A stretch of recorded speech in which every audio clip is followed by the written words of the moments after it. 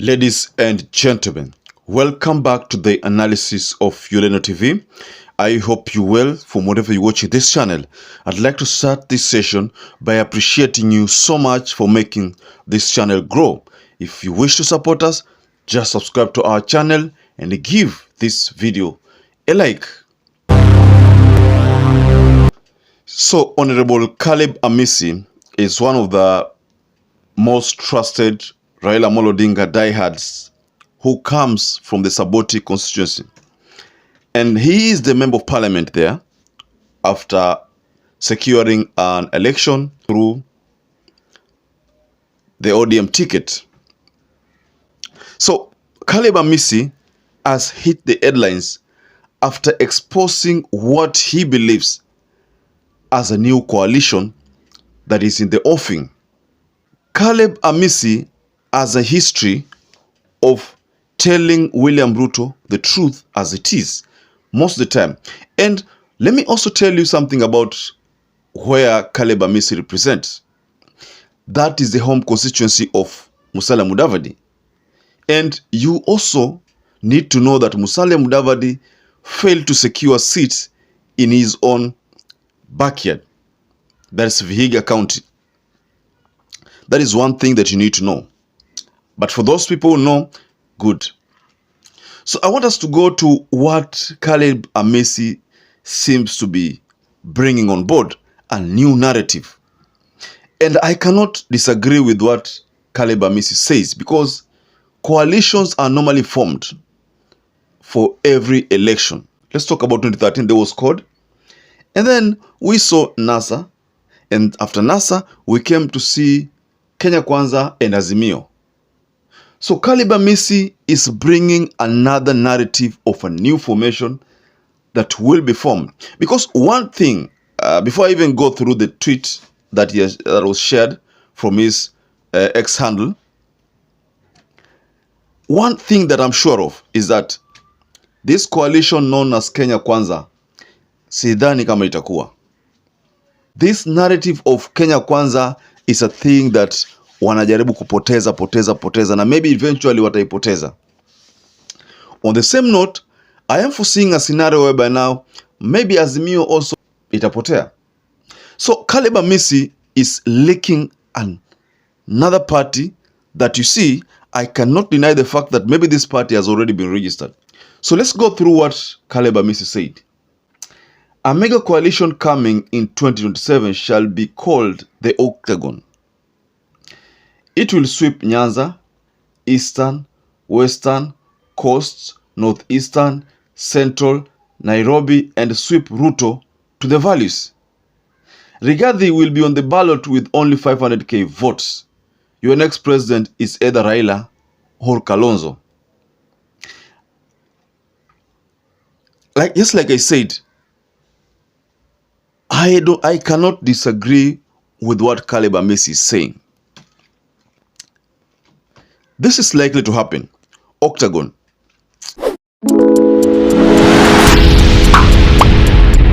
So let's just count these regions that Caleb Amisi has highlighted.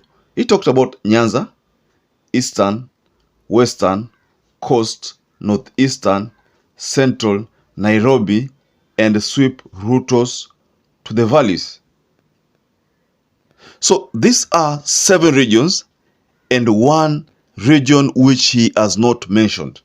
So OCTAGON, you know, the OCTAGON, that diagram with 8 corners. So I think what Caleb Amisi is saying, that these 8 corners are going to symbolize the 8 pillars. You know, I think the decision-making organs.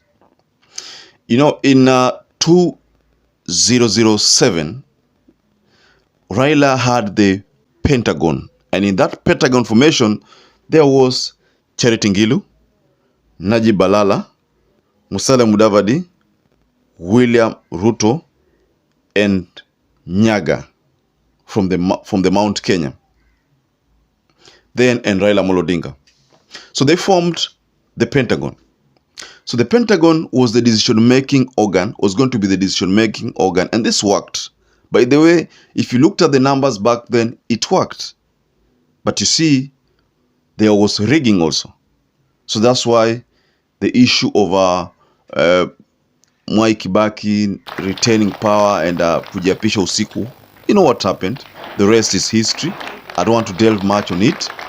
But what Caleb Amisi is attempting to introduce, I think, from the narrative of OCTAGON coalition, those 7 regions which he has listed there, and he's decided not to mention one, but said RUTO will be pushed to the valleys. So I want us to dissect this breaking down of Kenya into regions. You see, that has always been the wish of even Uhuru Muigai Kenyatta back then, when he talked about each region to have a representative. So OCTAGON formation, if at all what Caleb Amisi is saying is true, then it's going to solve that problem. In my understanding, away from what Caleb Amisi said, and also you now know that OCTAGON has the 8 pillars, the 8 corners symbolizing 8 pillars. Each region of Kenya has unique challenges. So probably maybe in the high organ there, the decision-making organ, when these OCTAGON leaders meet, each will be representing a region. Their regions with the challenges they have, probably in conformity with the manifesto back during that time. I'm just trying to imagine that is going to be the case. Probably the person is going to lead that OCTAGON, according to Caleb Amisi, could be either Kalonzo or RAILA. He says that either of those can vie. Of course, we know Martha Karua is still in the formation. So about 2027, which position she's going to take, and which position Kalonzo Musyoka is going to take, and which position Raila Amolo Odinga is going to take, hiyo ni kitu bado tumeweka atujui. Because on Sunday, there was talk about people who misquoted Raila Amolo Odinga as to having been said Kalonzo Tosha. Despite the fact that we believe in Kalonzo, you know, Kalonzo can deliver also. He's a gentleman, like many people say. So we believe in him. So, but we cannot rule out the fact that Raila can endorse Kalonzo. We can also not rule out the fact that Raila can also vie in his own capacity. So we cannot rule out any possibility. And we cannot rule out that Martha Karua can either become Prime Cabinet Secretary, you know, in that arrangement. We can't rule out that fact. So all these things are left to the issue of time will tell. So this OCTAGON, going by the idea and going by the challenges that Kenyans are facing and the complaints, one thing I know for sure is that in Mount Kenya, those who will come out physically to vote the same way they voted, the number will be reduced by close to 50%. So the question is, this 50% will vote in which direction? There is also another narrative still on the Mount Kenya. Because you know, anything can happen. And since the policy of IEBC or the rule here or the constitution says that Form 34A, ndio final on the ground. Once that has been done, basi imeisha. Nothing can be done up there. So if that form is cooked on the ground because people did not vote in their numbers or voted in another direction that is not on the direction of the Kenya Kwanza of UDA, then that would mean we might find a scenario whereby now numbers are reflected to meet the target of the people who will be rigging that during that time. I'm not going to say like ODM will rig, UDA will rig, or Kenya Kwanza will rig, or Wiper will rig. But the person who will be doing the rigging back during that time will rig to inflate the numbers, ili numbers meet those people who never voted. Because if this region has 1 million and only 200 people vote, we can as well say 700,000 people voted because the number is 1 million. So we can even inflate 500,000 more votes on it to replace the differences, to replace the differential in those who voted and those who registered. So the point here is this, ladies and gentlemen, that this octagon, according to Caleb Amisi, will push William Ruto to the valleys.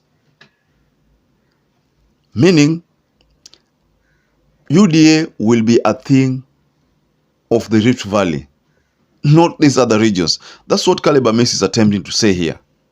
That itakuwa ni affair ya Rift Valley and not these other regions. So maybe he's right. Maybe he's not right. But you have a chance to go below the comment section and tell us whether you think Caleb Amisi is right or not right. Just tell us what you think about that below the comment section there. Because I know that in politics, anything is possible. And so, ladies and gentlemen, if you're not subscribed to this channel, please I'd like to encourage you to subscribe to this channel. Give this video a like. Don't forget to hit the notification bell. And to those people who subscribe to this channel, I want to say that I'm forever grateful for that support. Because without you, this channel cannot grow. So until you catch up again, please stay safe and stay blessed.